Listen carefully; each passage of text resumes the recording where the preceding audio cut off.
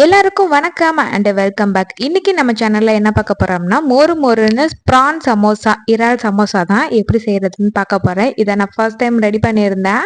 Already onion samosa மட்டும் பண்ணியிருந்தேன். நான்வெஜ்ல ட்ரை பண்ணதில்லை. இந்த டைம் ட்ரை பண்ணி பார்க்கலான்னு சொல்லிட்டு இறால் சமோசா வந்து ரெடி பண்ண போறேன். ஃபர்ஸ்ட் வந்து பண்றதுக்கு மாவை ரெடி பண்ணி வச்சுக்கலாம். சமோசா ஷீட் ரெடி பண்ணணும். இப்போ ஒரு மிக்சிங் பவுல்ல தேவையான அளவுக்கு மைதா மாவு, அதுக்கு தேவையான அளவு உப்பு, 1 டேபிள் ஸ்பூன் எண்ணெய் சேர்த்துட்டு நல்லா மாவை மிக்ஸ் பண்ணதுக்கு அப்புறமா தண்ணி தெளிச்சு சப்பாத்தி மாவு பண்றதுக்கு நல்ல மாவை வந்து ரெடி பண்ணி வச்சுக்கலாம். இதுக்கு மேல லைட்டா எண்ணெய் அப்ளை பண்ணிட்டு ஒரு 10 நிமிஷம் நல்லா ஊறட்டும். அதுக்கு இடையில வந்து நம்ம சமோசாக்கு ஸ்டஃபிங் ரெடி பண்ணணும். இப்போ ஒரு பவுல்ல 1 டேபிள் ஸ்பூன் அளவுக்கு மைதா, கொஞ்சமா தண்ணி சேர்த்துட்டு மைதா பேஸ்ட் வந்து ரெடி பண்ணி வச்சுக்கிட்டேன். ஸ்டஃபிங்க்கு எல்லாமே இறால் மட்டும் சேர்க்க முடியாது. அதனால வந்து 3 பெரிய சைஸ் வெங்காயத்தையுமே இந்த மாதிரி ஸ்லைஸ் பண்ணி கட் பண்ணி வச்சுக்கிட்டேன். இந்த அளவுக்கு வந்து இறால் எடுத்திருக்கேன். அதையுமே குட்டி குட்டி பீஸா இந்த மாதிரி கட் பண்ணி வச்சுக்கலாம். இப்போ ஒரு கடாயில 2 டேபிள் ஸ்பூன் எண்ணெய் ஊற்றிக்கலாம். இதுல கொஞ்சமா ஜீரகம் சேர்த்துட்டு நம்ம கட் பண்ணி வச்சிருக்க இறாலையும் சேர்த்துட்டு லைட்டா வதக்கிக்கலாம். இதோடைய தேவையான அளவுக்கு உப்பு, இஞ்சி பூண்டு பேஸ்ட்டு, மஞ்சத்தூள், மிளகாய் தூள் இதையும் சேர்த்துட்டு நல்லா வதக்கிக்கலாம். இறால் வந்து ஓரளவுக்கு வேகட்டும். அது வரைக்கும் நம்ம வெயிட் பண்ணிக்கலாம். இறால் வந்து நல்லா வெந்து இப்ப எண்ணெய் பிரிஞ்சு இந்த மாதிரி வந்திருக்கும். இதை வந்து அப்படியே வேற ஒரு பிளேட்ல வந்து எடுத்து வச்சுக்கலாம். இதோடைய நம்ம வந்து கொஞ்சமா எண்ணெய் சேர்த்துட்டு நம்ம கட் பண்ணி வச்சிருக்க ஆனியனை சேர்க்க போறோம். ஆனியன் வந்து ரொம்ப நேரம் வதங்க வேணாம். அதனால ஃபர்ஸ்ட் இறாலை வந்து வேக வச்சு எடுத்துக்கிட்டேன். ஆனியனை சேர்த்துட்டு அந்த எண்ணெயிலேயே நல்லா வதக்கிக்கலாம். ஆனியன் வந்து ரொம்ப நேரம் வேகக்கூடாது. இதுக்கு தேவையான அளவுக்கு உப்பு போட்டுக்கணும். கொஞ்சமா மிளகாய்த்தூள், மஞ்சத்தூள், கரம் மசாலா, சிக்கன் மசாலா, அவ்வளவுதான். இந்த மசாலாவும் ஆனியனும் நல்லா மிக்ஸ் ஆகிற அளவுக்கு மட்டும் லைட்டா வதக்கி எடுத்துக்கிட்டா போதும். ஆனியன் வந்து ரொம்ப வதங்காம இருந்தாதான் சாப்பிடும்போது நல்லா கிரன்ச்சியா சூப்பரா இருக்கும். அதனால இந்த அளவுக்கு மட்டும் வதக்கி எடுத்துக்கிட்டேன். இப்ப நம்ம முன்னாடியே வதக்கி வச்சிருந்த ப்ரானையும் சேர்த்துட்டு நல்லா மிக்ஸ் பண்ணி வச்சுக்கலாம். ஃபைனலா கருவேப்பிலை தூவி அப்படியே ஆஃப் பண்ணி வச்சோம்னா நம்மளோட ஸ்டஃபிங் சூப்பரா ரெடி ஆயிடுச்சு. இப்போ நம்ம ரெடி பண்ண மாவு ஒரு 1/2 ஹவருக்கு மேலேயே ஊறிடுச்சு. இப்போ வந்து சப்பாத்தி கட்டையில லைட்டா மாவு தூவி சமோசா ஷீட் ரெடி பண்றதுக்கு மாவை தேய்ச்சி எடுத்துக்கலாம். எவ்வளவு முடியுமோ அந்த அளவுக்கு நல்லா மெலிசா தேய்ச்சிக்கணும்.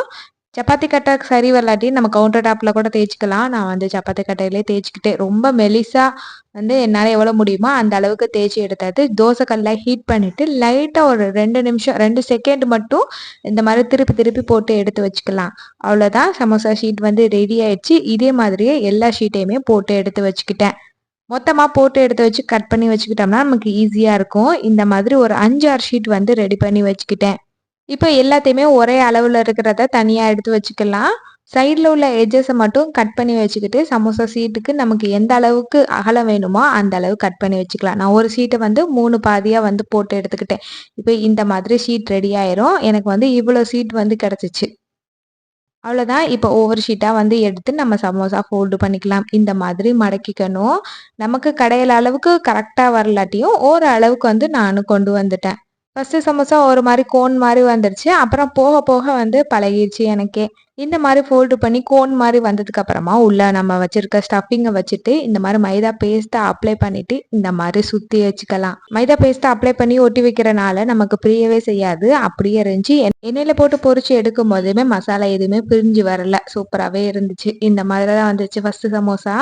அதுக்கப்புறமா ஸ்டஃபிங் தீர்ற வரைக்கும் இருக்கிற எல்லா சமோசா ஷீட்டையுமே ரெடி பண்ணி வச்சுக்கிட்டேன். அதுக்கப்புறமா எண்ணெயில டக்கு டக்குன்னு சூடா பொரிச்சு எடுத்துக்கலாம்னு சொல்லிட்டு ஒரு 2, 3 சமோசா கொஞ்சம் கஷ்டமா இருந்துச்சு. அதுக்கப்புறமா அப்படியே பழகி ஈஸியா ஆயிடுச்சு. இதே தான் எல்லா சமோசாவுமே சூப்பரா ரெடி பண்ணி வச்சுக்கிட்டேன்.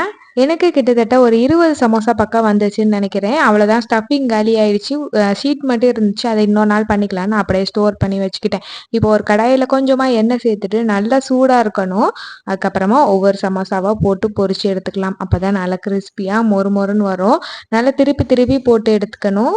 மேல உள்ள லேயர்லாம் நல்லா கிறிஸ்பி ஆனதுக்கு அப்புறமா நம்ம சமோசாவை வந்து எடுத்துடலாம். சூப்பரான மொறு மொறுன்னு ப்ரான் சமோசா வந்து ரெடி ஆயிடுச்சு.